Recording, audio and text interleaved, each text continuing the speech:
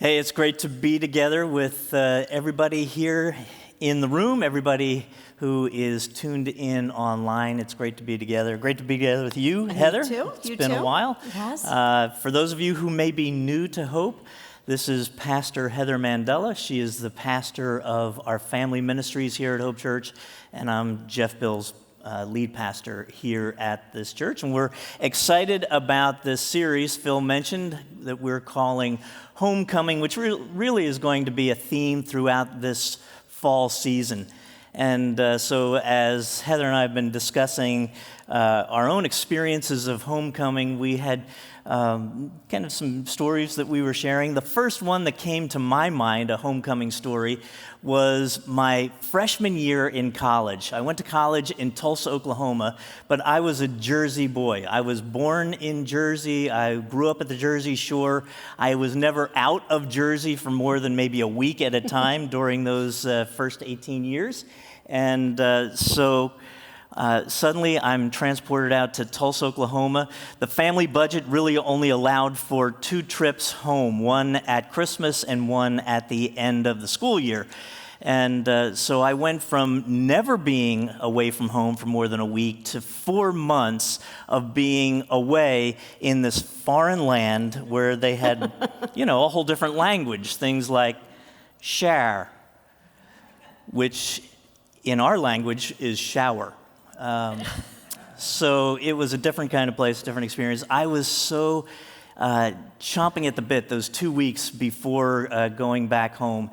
And that experience of coming back home, back to the place where the people I knew the best, who I loved the most deeply, my family, my friends, being reunited with them, familiar places, the ocean, the shore, all of those familiar places. It was a sweet, sweet homecoming back then.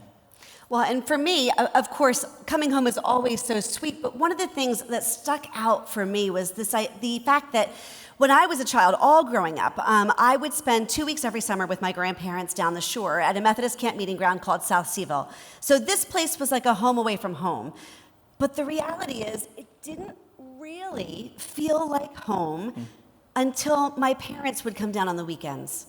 So when they would arrive, then I knew it was home. So for me, the homecoming was people as much as it was a place. Yeah.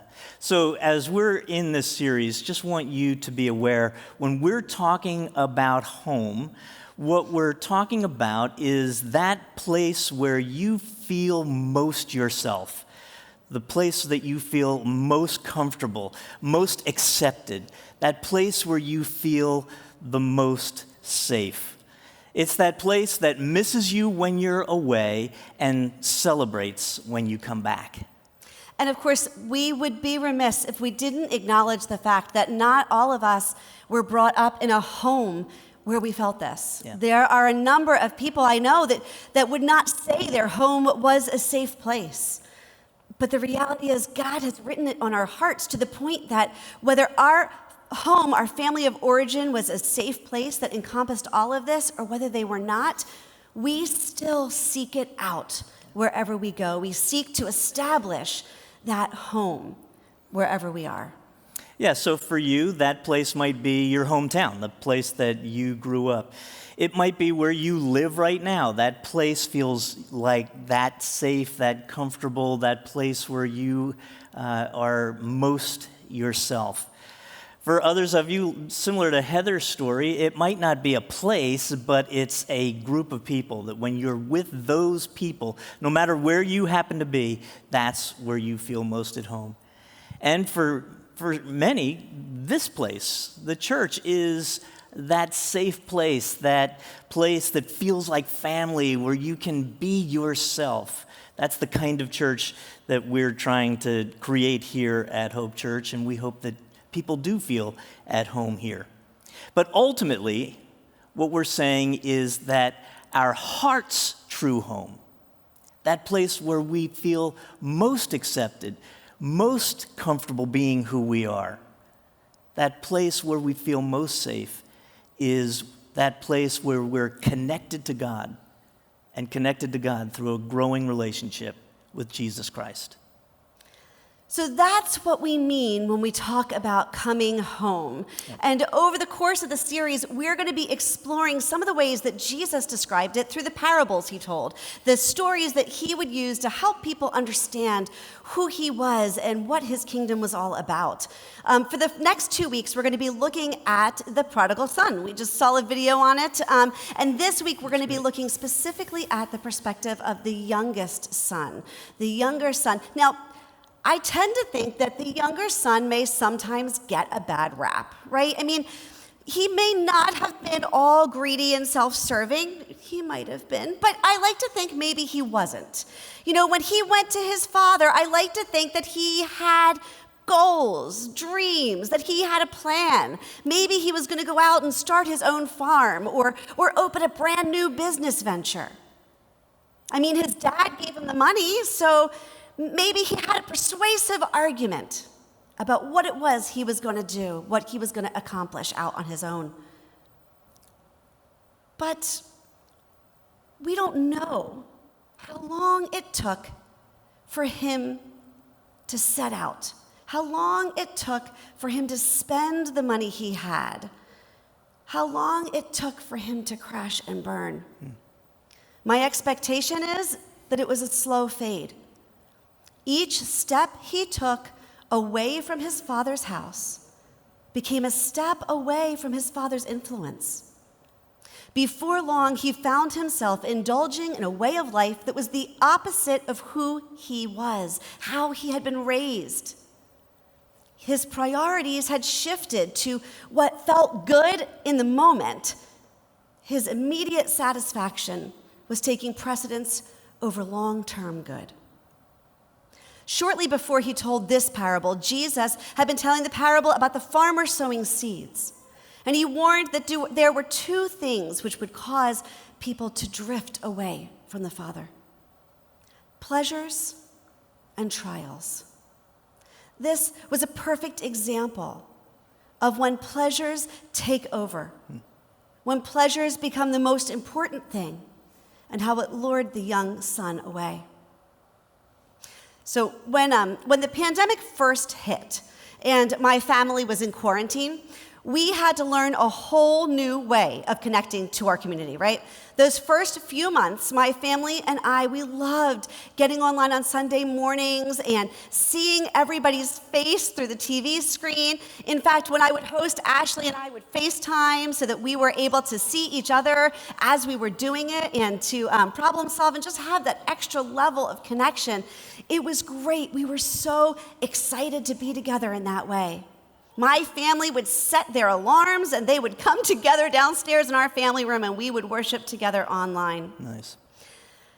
But as the months went on and as time dragged out, we began to drift.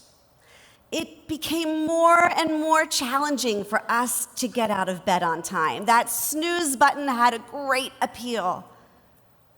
Eventually, I figured I can do the laundry that needs folding while I'm listening, or we can unload the dishwasher while we're watching, or maybe the dogs needed to go out. Inevitably, the dogs needed to go out.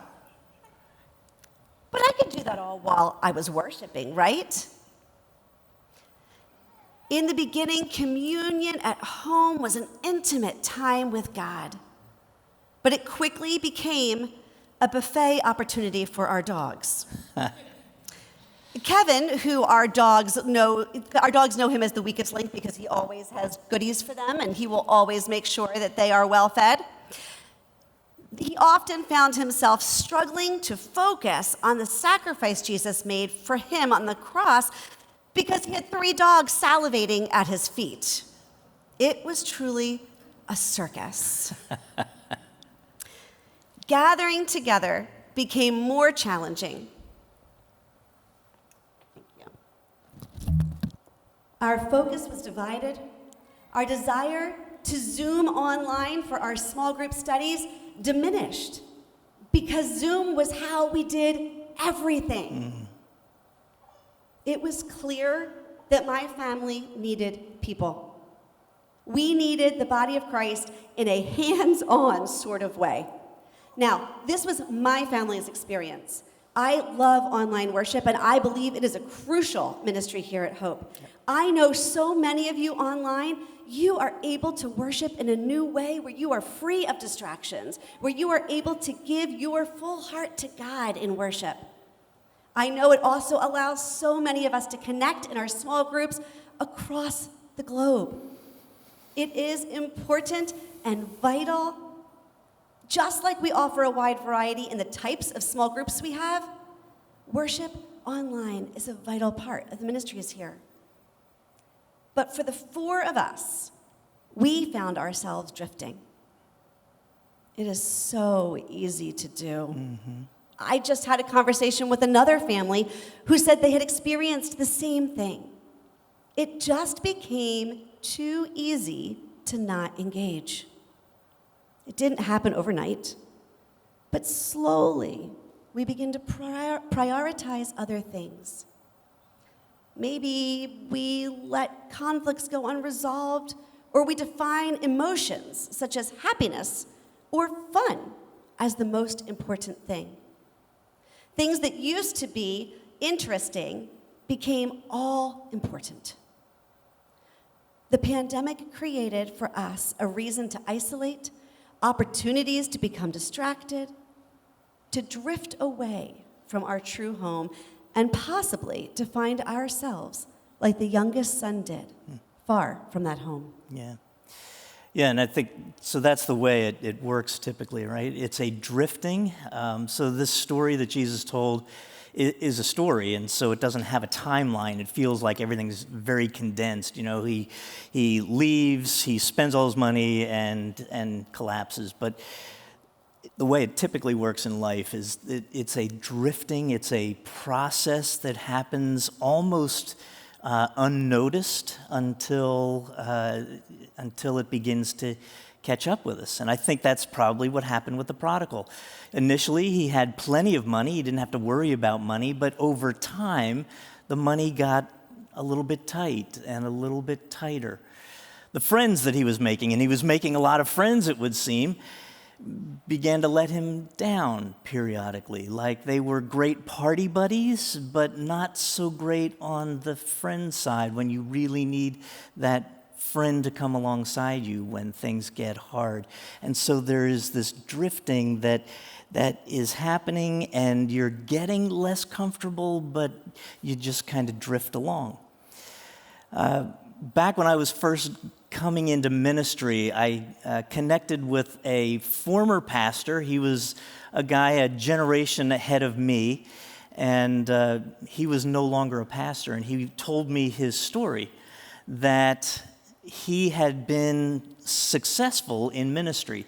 And a lot of the ways that pastors mark their success is how big their church is.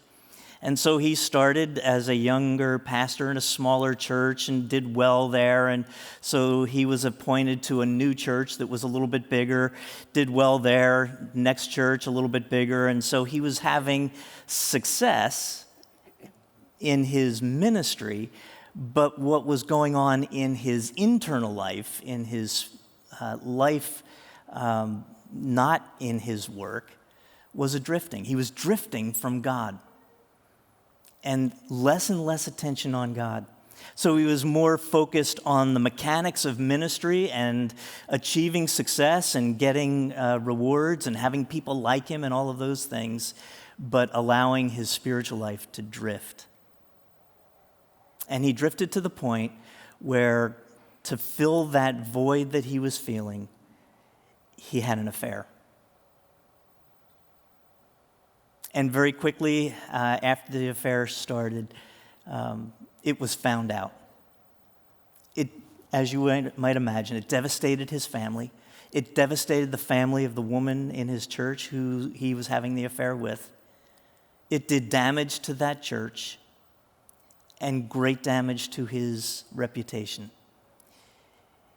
He left the ministry, and it took him years to rebuild his life and to rebuild his connection to God.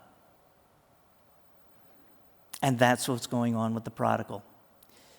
His life is unraveling, and he's not quite sure. He knows it's getting harder, but the straw that kind of finally broke it for him was a famine, or we could probably say a pandemic.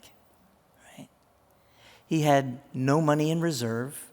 He didn't have any friends that he could count on, and his life fell apart. That's what happens, right? When we're drifting, sometimes we're kind of getting along, we're holding it together, but then circumstances come along, unplanned, unexpected circumstances, like an economic circumstance or a health circumstance, and it washes the foundation of our life away. Jesus told the story, right? In another parable, he talked about two people who built their homes, one built on sand, the other built on rock. And Jesus said when the storms came, he didn't say if the storms come, because storms always come into life.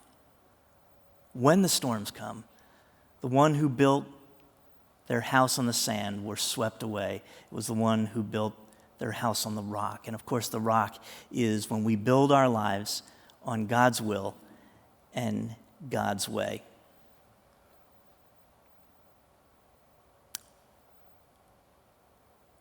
Whenever our lives are being built on our own terms, we're living life our own way, rejecting God's terms and God's way, we are building a life on sand. And so the prodigal went from a life of living, a big life, a great life, things were going terrific, right? Friends, party, money, all of that good stuff, to one washed away, bankrupt, and living literally in a pig pen, and feeling, I'm sure, very, very homesick. Yeah, he had that realization that he was not where he wanted to be. Yeah. And none of us like to admit that we're wrong, and many of us hate change, and well, this young man wasn't any different. Change is uncomfortable, and so we avoid it. He avoided it until he couldn't any longer, until he hit rock bottom. Now, he could have made the decision to return home at any time, right? I mean, sure, he would have had to confront what he expected would be his father's disappointment. He would have to face what he expected to be a relationship that was less than what it was before, but he still could have gone home. But it took sitting in the slop with the pigs to fully come to his senses, to realize how far he had drifted from his father, to see how far and how much had come between himself and his home. He looked around and he did not recognize who he was anymore. And I'm sure he wondered how on earth things that started so well ended up here. But he remembered enough of his father's character to believe there was a chance that he could at the very least be employed as a servant. He came to realize that proximity to his father would be enough. Being in his father's presence was all he needed to continue to live. He had to overcome that inertia that had become his life. He could have fought it sooner, but instead he let it roll him straight down until he hit the bottom. I mean, I get that, right? Inertia is a hard thing to break. We are caught in patterns, whether we like them or not, that have become comfortable and predictable. But often, growth occurs when we are uncomfortable. Inertia is, in many ways, comfortable. Stopping it takes work. Changing direction? That's even more uncomfortable. The young son sat in the mud, fighting for scraps amongst the pigs, and he made a conscious decision. He had to recognize the mistakes he'd made in the pattern he set in motion and chose to change it. He stood up, he turned around, and he began taking step by step, consciously moving back towards his father. Mm-hmm. And then we come to the best part of the story, right? The homecoming. And the way that it is written about in Luke's gospel. So this story can be found in Luke chapter 15. And verse 20, it says this. So he, meaning the prodigal, so he returned home to his father. And while he was still a long way off, his father saw him coming, filled with love and compassion. He ran to his son, embraced him, and kissed him. You know, that is such a powerful story. Even as we heard it by those that skit that we saw just before, just a moment ago, right? Even though we've heard the story dozens of times, when it's presented to us again, it chokes you up, right? This homecoming, this returning to the Father, returning to the life that he had known. It's such a powerful thing. He's returning to his Father.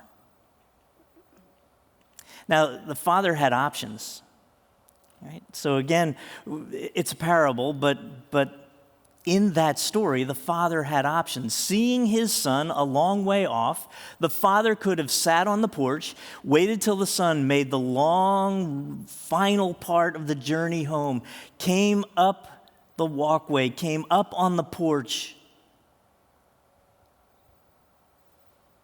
And the father could have watched the son grovel, listened to him give the speech about, I'm not worthy. And the father could have, scolded him for screwing up. That would have been one option. He could have given his son a job, taken the son at his offer. I'm not worthy to be your son, I'll be your servant. Father could have said, fine, I'll let you be a servant.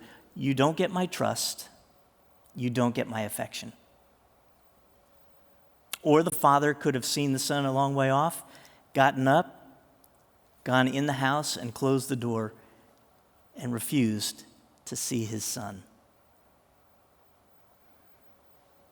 In this parable that Jesus is telling, while he's telling a story about a particular father and his son, you know that what Jesus is really doing here is he's telling us about God the Father and how God relates to human beings who turn their backs on him.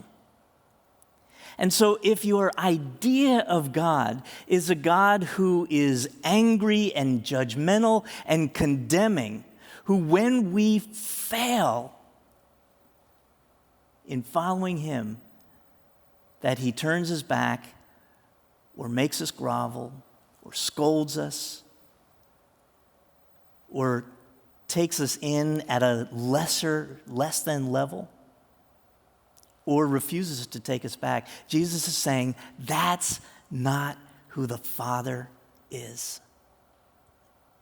Here's the other thing about that story. So again, this is a human story about a human father and a son. And in that story, the father sees the son a long way off, right? He's a long way off. But in reality, God is never a long way off. And so what happens, what we know, is the moment that we recognize that we've drifted, and we have that awareness, whether it's early in the drifting or we've hit rock bottom, the moment we turn back toward God, God is right there. He's right there, welcoming us home, welcoming us back as sons and daughters. The Apostle Paul, in trying to help people understand God's nature in this way, wrote some powerful words in the book of Ephesians, the 3rd chapter, verses 18 and 19. Listen to what he wrote. And may you have the power to understand, as all God's people should, how wide, how long, how high, and how deep his love is. May you experience the love of Christ, though it is too great to understand fully. Then you'll be made complete with the fullness of life and power that comes from God. Paul is saying, if we only got it, if we only understood it, God's grace, this whole story is a story about grace. God's grace, which defies our ability to fully comprehend it. But the more we get it, the more you understand God's love, the more you understand God's grace, the more full a life, the more powerful a life we can live. We all have our prodigal moments, right? Those times where we're living our lives on our own terms, where we've turned our back on God's will and God's way, and we're going in our own direction. Maybe that's where you are right now. And friends, we have more than one prodigal story often in our lives. And I suspect if this son walked away from the father again and came back, he'd get the exact same reception. We have our prodigal moments. But if that's where you are right now, Heather and I want to offer 4 suggestions, steps to come back. Before you go any further, steps to come back. And the first step is to own it, to recognize that you've drifted from the Father and that you're living your life on your own terms, in your own way, and maybe it's started to get less comfortable. It's gotten a little more challenging, a little more difficult, and so you just need to stop and own that. And the second step then is to confess it, to say out loud to God that you are feeling far from Him. And to be specific in the ways that you feel you're drifting. What are the things in your life that you know or you have a feeling are drawing you away from Him, and to confess those, to speak those out loud to God and seek His direction, His forgiveness, and His embrace. Third is turn back. Turning back is that deliberate action we decide to take to move us back in the direction we want to be. It's a recommitment to spiritual disciplines like prayer, scripture, worship. I've had a screensaver on my phone for the past few months. It's a quote from Lisa Turkhurst, and it says, if we want to grow closer to God, we have to distance ourselves from what is distracting us. A constant reminder to me that each and every day I have to make a decision to put God first. And sometimes that first step is asking God what it is in our lives that's become a distraction. Turning back is action driven by vision. A vision of our heart's true home, being in relationship with our Heavenly Father. And finally, we have to find friends. If you've been here for any amount of time, you've heard us say this before. We are not meant to do life alone. We aren't meant to live in isolation. We are designed for community. It is how Jesus modeled life for us. With friends, we find encouragement, inspiration, and accountability, all of which is exactly how God designed community to work. The son walked away from all of that and ultimately ended up sitting in mud stealing food from pigs. God wants so much more for us. He promises so much more for us. He lays on our heart a vision of our true home, a relationship full of grace, love, and forgiveness, an opportunity to know our Father intimately. There are a lot of competing images in our minds of what our lives should look like. But only one brings us closer to our heart's true home. Only one will truly satisfy the longing in our hearts. Only a vision focused on Jesus.